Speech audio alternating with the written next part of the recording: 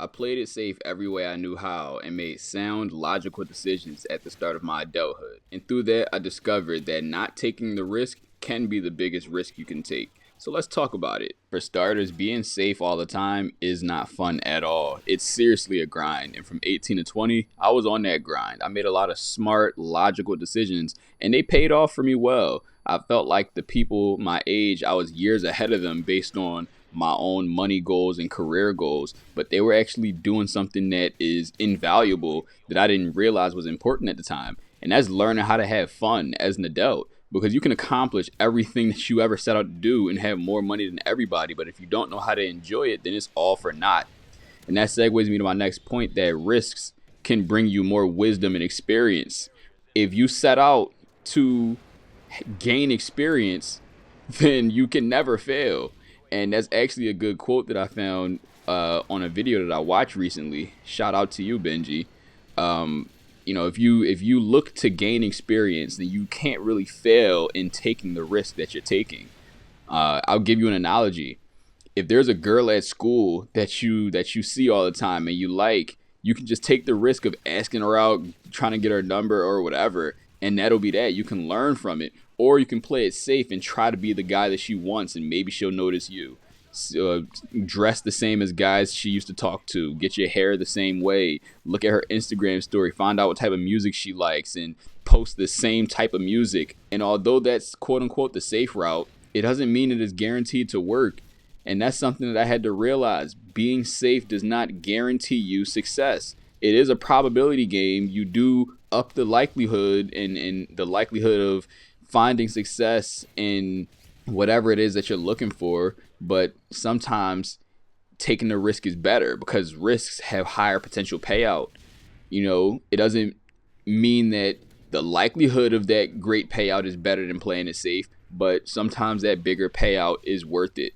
Sometimes it's worth it to just go for the kill directly. And that really needs to be judged by whoever the person is taking the risk. But make sure that you're doing it the right way. Risks are calculated. They're well thought out. Spur of the moment whims are really considered gambles. And a gamble is a risk, just a different tier of a risk. If you think something out and you plan it well, and you consider all the different angles, you can take a calculated risk that has a 60% chance of you finding success on the other side. But just taking the first thing you see and saying, I'm going to double and triple down on this and I'm going to gamble on it, that gives you a 98% fail rate. And, I don't believe in luck, but you might be that one person that finds the success that you're looking for off of a gamble, but that doesn't make it repeatable.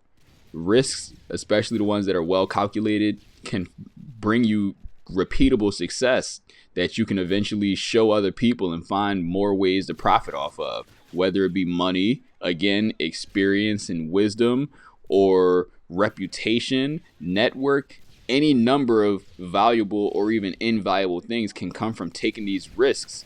And at some point, you're going to have to determine your risk tolerance for different avenues. Hopefully, the earlier, the better, whether it be money and your risk tolerance to the stock market, if you're investing, or different type of investments, take riskier investments in real estate or in a business that you're trying to start up, or taking the risk of driving 13 hours to go see your favorite, business owner or music artist or whatever, just to try to get a chance to talk to them. It has potential to pay out.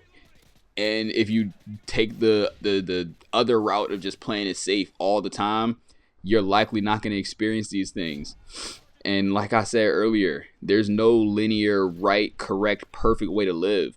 And the earlier you figure that out and do something about it, which is taking more risks and seeing more things and gaining more experiences, the better off you're going to be, as long as you know how to parlay yourself right and enjoy the time that you spend, and knowing that things could always be a lot worse.